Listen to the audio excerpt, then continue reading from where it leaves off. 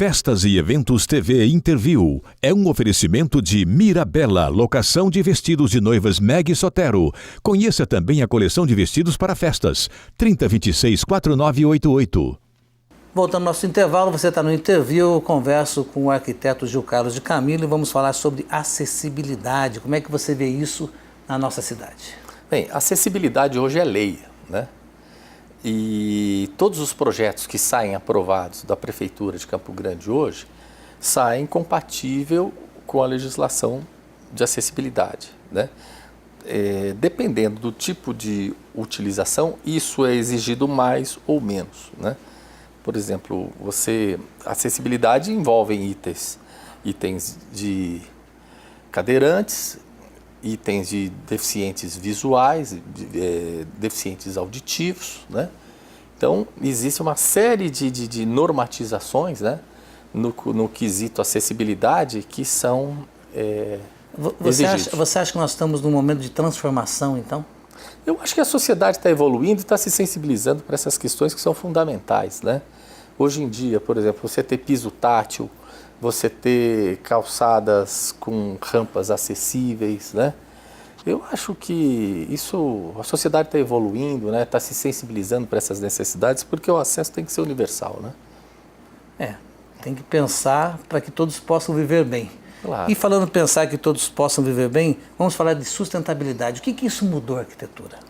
Olha, nós temos dois quesitos de sustentabilidade que são importantes e que precisam ser considerados na arquitetura. Um é a sustentabilidade pós-construção e o outro é na construção, né? Na pós-construção você vê várias situações pensadas de projeto, como laje-jardim, como reaproveitamento do uso das águas, como aproveitamento máximo da iluminação natural, da ventilação natural, né? Existem aí questões também de captação de energia através de painéis, né, fotovoltaicos, próprios painéis solares para aquecimento de água, né? Essas soluções são caras? Olha, algumas não, outras ainda são, mas com o aumento da demanda, isso tende a ficar mais econômico, né? O que basta e cada vez mais usado. E mais usado. Agora, do ponto de vista da obra, é outro item de sustentabilidade importante que merece atenção, né? O sistema convencional de construção, que é esse que nós temos hoje em dia, é um sistema que gera muito entulho de construção, né? Você vê muito resto de madeira, muito desperdício de materiais, né? Então, você vê essas caçambas de entulho de construção, né? O quantas saem de obras, tem muitas. Né? Então, isso é um item, né? Por exemplo, você consome muita água, né, na construção, você gera muito resíduo, né? Quer dizer, então, do ponto de vista de sustentabilidade, esse é um item importante que também precisa ser verificado, né? Como é que é resolvido isso em outros países, nos países de primeiro mundo? A questão é a seguinte, o que determina isso é o custo da mão de obra. No Brasil, o custo da mão de obra ainda é baixo, ainda compensa se construir, baixo entre aspas, sim, né? Essa equação ainda compensa construir no sistema convencional, né, de tijolo, argamassa, concreto, né, e a mão de obra nesse sistema que a gente tem há anos. Nos países de primeiro mundo, onde o custo da mão de obra é absurdamente alto, o que eles fazem? Você tem que diminuir o tempo do operário na construção. Então, ocorre uma inversão, você passa a ter materiais extremamente industrializados de montar, né, e com menos mão de obra, né? Então, vão gerar menos entulhos, menos... Então você tem estruturas metálicas, né, ou estruturas de madeiras. Hoje existe uma pré-fabricação muito forte né, nos países de primeiro mundo. O Brasil caminha também nessa tendência, né? Você vê em São Paulo, por exemplo, você vê diversos edifícios já com sistemas pré-moldados de fechamento, né? Justamente com essa busca, né, de diminuir o impacto da construção sobre o meio ambiente, né? Gil, a gente vai com um pequeno intervalo e logo em seguida você vai saber quais são os edifícios que chamam a atenção do arquiteto aqui na nossa cidade. Festas e Eventos TV Interview é um oferecimento de Raviera Motors, sua concessionária BMW e Mini em Mato Grosso do Sul, 4009-7000. Estamos de volta aqui no interview do Festas Eventos TV, converso com o arquiteto Gil Carlos de Camilo. E eu gostaria de saber, Gil, quais são os edifícios aqui da nossa cidade que te chamam mais atenção? Olha, Campo Grande tem alguns exemplares históricos e outros do período moderno muito interessantes, né? Eu gosto muito do edifício do Hotel Campo Grande. É um prédio que está fechado, mas é uma arquitetura extremamente refinada da década de 70. É um prédio que merece um outro olhar. A Morada dos Baís é um prédio que eu acho fantástico, em estilo Art Deco, né? O prédio da Escola Maria Constância de Barros, do Oscar Niemeyer, fantástico, né?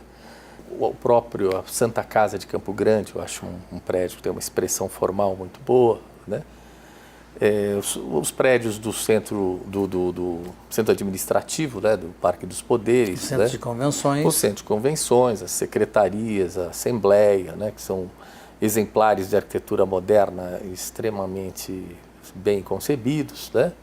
Temos o seu aquário. Temos o aquário que está em construção, o aquário do Pantanal. Eu acho que um prédio com a estrutura metálica já está aparecendo, né? Tem uma expressão fantástica. Eu acho que vai dar um incremento nessa parte de equipamento turístico na nossa cidade, fantástico. Eu acho que é uma ideia muito boa, né? É um bom motivo para parar em Campo Grande, né? Eu acho que vai ser um dos primeiros bons motivos, que até então não se tinha tantos. Campo Grande é uma cidade bem planejada no seu ponto de vista? Olha, hoje eu diria que sim, né? Nós temos um hiato aí entre os primeiros desenhos de Nilo Bahrein para Campo Grande e até o surgimento do Departamento de Planejamento Urbano, o Planurb.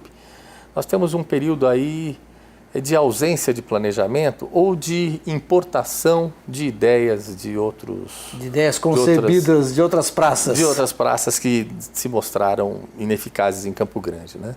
Haja visto, por exemplo, a descontinuidade viária que existe em Campo Grande, né? Você tem avenidas que terminam como a 31 de Março, a própria Avenida Mato Grosso, terminam na Ernesto Geisel e elas não têm continuidade. Fronteira entre bairros com falta de continuidade. Isso apenas no quesito malha urbana, né? Nós importamos soluções de Curitiba, né? Como Jaime Lerner, fazendo um corredor de ônibus na Bandeirantes, na década de 70 para 80, calçadão na Barão do Rio Branco, que eram ideias que não estavam contextualizadas com a realidade de Campo Grande. Após a implementação do Planurb, eu acho que nós amadurecemos. É um instituto hoje que tem profissionais extremamente experientes, que conhecem a cidade e que trazem essas experiências. E profissionais aqui da nossa cidade mesmo, né? E é prata da casa. Prata da casa. E são pessoas que pegam essas experiências de fora e sedimentam ela e colocam o contexto de Campo Grande, a realidade de Campo Grande, né? As coisas de fora não se adaptam aqui de uma forma fria. Pegou, né? Pronto e colocou pronto aqui. Cada lugar tem a sua especificidade, né? Então eu acho que Campo Grande vem sendo bem planejado. Hoje, se você for fazer um loteamento em Campo Grande, você, do ponto de vista viário, você tem que dar continuidade às vias, né? Se ela estiver asfaltada, você tem que dar sequência ao asfalto. Você, ao mesmo tempo, você precisa dotar esse loteamento de infraestrutura, né? De água, luz, esgoto, né? E eu acho que são políticas corretas. Ao mesmo tempo, o Departamento de Planejamento, ele funciona como um maestro de indução de políticas urbanas, né? Você, ora, através de ferramentas urbanísticas, você pode induzir desenvolvimento ou vocacionar uma região para uma determinada finalidade ou outra, né? Uma coisa pensada. Outra coisa, por exemplo, importante. Um dos desafios em Campo Grande hoje é nós povoarmos o centro, né? O centro chega à noite, ele vira um deserto, né? Isso é um dos problemas que tem afligido toda a região central, a própria orla ferroviária, é a falta de vivência noturna, que dá até problemas de segurança, né? Porque não tem habitações. Então, qual que é a ideia hoje? E não é só em Campo Grande, isso é para todos os centros urbanos. é você gerar um mix, né, um misto, né, de habitação, né, com comércio, né, para que as pessoas circulem à noite na cidade, para que o centro tenha vida, para que o centro tenha opções de entretenimento, né, para que o centro tenha serviço, né, e para que a cidade não tenha duas realidades diferentes. Que não vire uma cidade fantasma à noite. Anda na Rua 14 hoje à noite, né? É uma loucura, né? Você é um homem de sucesso na sua profissão. Dá um conselho para quem quer trilhar esse caminho. Olha, como diz um amigo meu publicitário, o único local que o sucesso vem antes do trabalho é no dicionário. Portanto, trabalhe. Estude bastante, se dedique, faça uma faculdade assim com afinco, né? Eu acho que tudo aquilo que a gente faz com dedicação e com o coração sempre dá certo, né? Basta a gente suar a camisa. E querer. E querer, né? Trabalhar. É isso aí. É o workaholic lá do começo da entrevista do seu pai. Gil, muito obrigado pela entrevista e o nosso programa vai ficando por aqui. Te encontro no próximo interview do Festas e Eventos TV.